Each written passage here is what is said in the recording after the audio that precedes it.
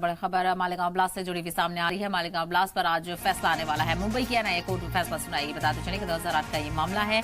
आपको याद होगा कि 2008 में किस तरह से मालेगांव में बम धमाके हुए थे।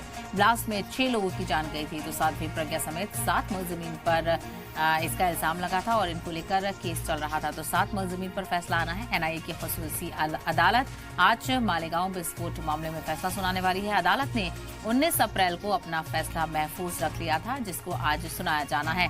विस्फोट में बताते चले 6 लोगों की मौत हो गई थी और 100 दीगर जख्मी हुए थे। साध्वी प्रज्ञा ठाकुर और लेफ्टिनेंट कर्नल प्रसाद पुरोहित समेत 7 मुलजिमीन हैं। महाराष्ट्र के मालेगांव शहर में हुए खौफनाक विस्फोट मामले में नेशनल जांच एजेंसी की खसूसी अदालत 17 साल बाद आखिरकार आज अपना फैसला सुनाने वाली है। वाज़ेह हो कि नासिक जिले के मुस्लिम अक्सरियत शहर में ये विस्फोट 29 सितंबर 2008 में हुआ था।